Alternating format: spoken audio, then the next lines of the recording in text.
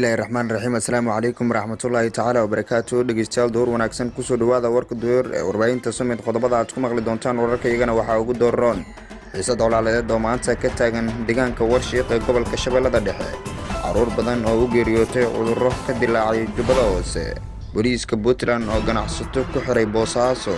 Madaxda dowladda iyo kuwa maamul goboleedyada oo heshiis horudhac ah gaaray. Akhbaaraadka dibadda qodobka ugu doorkaran ee warka Radio Summit ayaa noqonaya Itoobiya oo gacanta ku dhigtay koox qorsheynaysa inay weeraraan safaaradda Imaaraadka Carabta ee Addis Ababa. Intaasi waa qaar ka mid ah qodobada ugu doorkaran warka door ee Radio Summit. Markana ku soo dhawaada iyagu iyo faahfaahsan oo idin saamaqaadaan uga Cabdiqaadir Daawud Zeko. aynu ku bilaawlay wararka ka imanaya gobolka Shabeellada Dhexe ayaa sheegaya in xiisad colaadeed oo u dhaxaysa beelo walaalo ah ay maanta ka taagan tahay degmada Warshiiq ee gobolkaasi. saacadihii lasoo dhaafay ayaa waxaa la gubay ugu yaraan 4 guri halka toddobaadkan la gubay 9 guri. dad ku sugan Warshiiq ayaa soo sheegay in guryaha la gubay ay deganaayeen dad danyar ah maleeshiyaadka ishor fadhiyo oo laga cabsi qabo inuu dagaal ku dhex maro deegaanka Warshiiq. toolooyin ay dhibaatada ka jirto waxaa ka mid ah Warsame, Muuse, Moore, Galasley, Docol, Adabari oo dhammaantood hoostaga degmada Warshiiq. gudoomiyaha degmada Warshiiq Cumar Maxamed Cumar oo la hadlay warbaahinta ayaa sheegay in xaalad cabsi ah ay ka jirto deegaano hoostaga degmada islamarkaana ay wadaan dadaalo looga hortagayo colaadaha kusoo noqnoqda ee ka dhaca degmada Warshiiq ee gobolka Shabeellada Dhexe.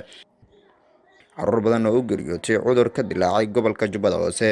caruur badan oo daadooda ay ka yartahay 5 sano oo si ba'an ay u hayaan xanuunada jadeecada iyo shuban biyoodka oo ka dilaacay magaalooyinka Jamaame iyo Badhaadhe gobolka Jubbada Hoose ayaa lagu dabiibayaa cisbitaalka guud ee magaalada Kismaayo. ku dhawaad 10 caruur ah ayaa xanuunada ugu geeriyooday magaalada Jamaame. maamulka Jubbaland ayaa sheegay in cudurro iyo biyo la'aan baasan ay ka jirto deegaano ka tirsan gobolka Jubbada Hoose. isku duwaa wasaaradda caafimaadka ee dowlad goboleedka Jubbaland ee gobolka Jubbada Hoose ayaa sheegay in xaalad aad u adag ay ka jirto deegaano ka tirsan gobolka Jubbada Hoose. booliiska Puntland oo ganacsato ku xiray magaalada Boosaaso. ciidamada booliiska Puntland ee gobolka Bari ayaa xabsiga dhigay qaar ka mid ah sariflayaasha magaalada Boosaaso oo sida la sheegay qiimaha saa'id ah ku sarifay lacagta dollarka. saraakiil ka tirsan booliiska ayaa warbaahinta gudaha u sheegay in xabsiga loo tacaabay qaar badan oo ka mid ah sariflayaasha magaalada Boosaaso kuwaas oo qiimo kordhin ku sameeyay sarifka lacagaha. Boosaaso waxaa ka socda howlgal ciidan oo ku wajahan in la qabto cid kasta oo diida lacagta shilinka Soomaaliga ama qiimo saa'id ah ku sarifto qiimaha dollarka. sidoo kale magaalooyin kale oo Puntland qaarkood oo ay ku jirto Garowe waxaa ka socda howlgal noocaas oo kale ah. madaxda dowladda federaalka iyo kuwa dowlad goboleedyada oo heshiis hordhac ah gaadhay. maalintii labaad magaalada Dhuusamareeb weli ka socda shirka dowlad goboleedyada gobolka Banaadir iyo dowladda federaalka ayaa waxaa lagu soo waramayaa in isu soo dhawaasho ay ka jidho.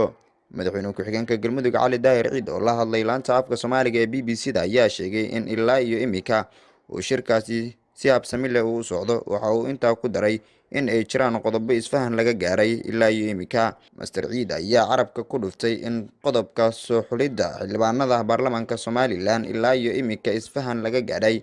madaxweyne ku-xigeenka Galmudug Cali Daahir Ciid ayaa rajo ka muujiyay shirka madaxda maamul goboleedyada gobolka Banaadir iyo dowladda federaalka uga socda magaalada Dhuusamareeb.